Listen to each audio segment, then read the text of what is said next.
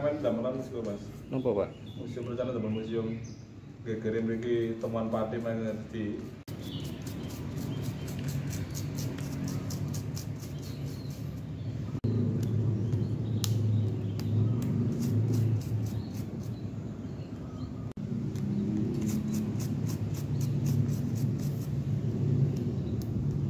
memang gigi lebih mencolok.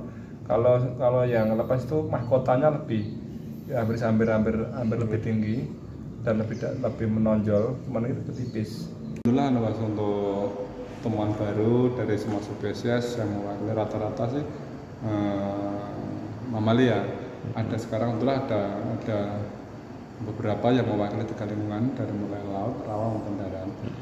Dari mulai akhir 2024 kemarin sampai hingga hari ini tahun 2025 warga sudah merasa memiliki dengan menyetorkan temuan-temuan mereka sendiri yang selama ini disimpan di rumah, termasuk di Sangga kita ada beberapa penemu, terutama dari 21 penemu, Mas. Dari 21 penemu itu mewakili semua lingkungan, dari mulai lingkungan laut, rawa maupun darat.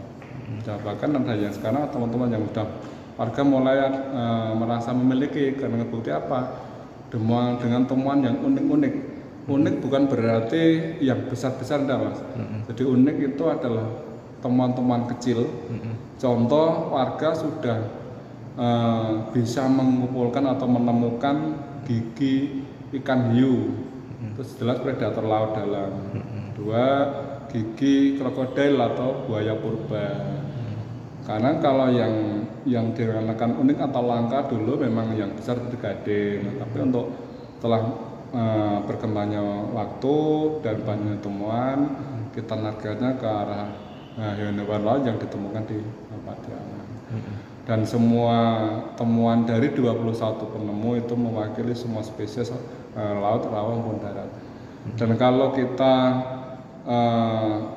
spesifikkan atau secara detail itu sudah mewakili hampir 16 spesies hewan yang ada di situs Purbakala Pati-Ayam.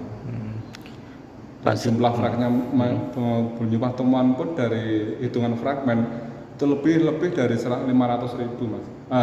Lebih dari 500 temuan. 500 fragmen ya, fragmen dari ya, 21 orang. 24 sampai 25 hari ini. Oh, gitu. Dalam 1 tahun. Pak, itu selain ada ikan hiu sama buaya, mungkin ada lain Pak yang unik, Pak? Kemarin ada beberapa temuan yang unik lagi. Kebetulan kemarin ada tim Cepas kemarin dan ada ahli arkeolog juga. Kita menemukan satu fragmen itu masih kita indikasikan antara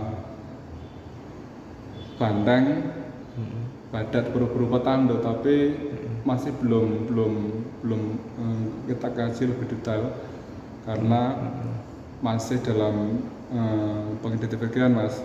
Masih dalam tahap pengidentifikasian. Karena menurut beliau juga ini teman-teman yang unik. Dikatakan bandeng kok enggak, dikatakan tanduk badak pun enggak. Itu masih dalam kita kajian lebih lanjut.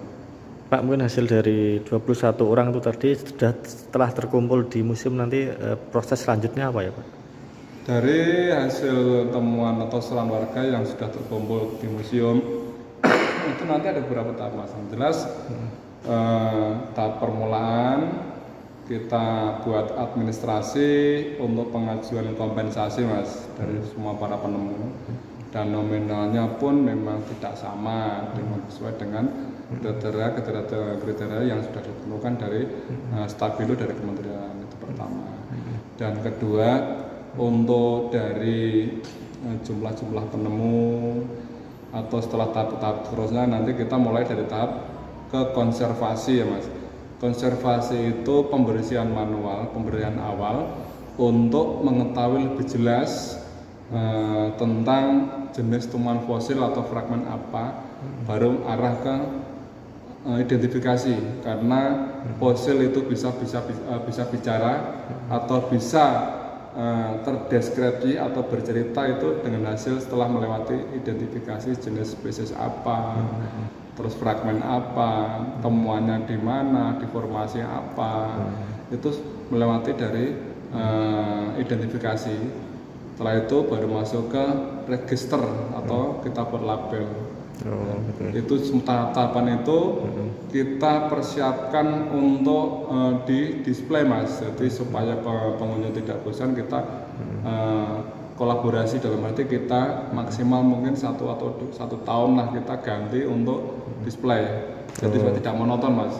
Betul ya. Tidak monoton, lihat kok hanya gini-gini aja, udah punya simpanan di gudang masih banyak fosil-fosil yang lain. Pak, mungkin sejauh ini sudah ada berapa fragmen atau fosil yang ada di museum? Untuk selamanya dari mulai 2005 sampai sekarang yang sudah masuk ke register kami Mas, atau registrasi kami, database kami kurang lebih 10.600-an fragmen. Ya, dari 17 spesies hewan. Jadi belum yang temuan sekarang yang mulai 2005 sampai 25 saat ini belum kita masukkan ke registrasinya. Belum.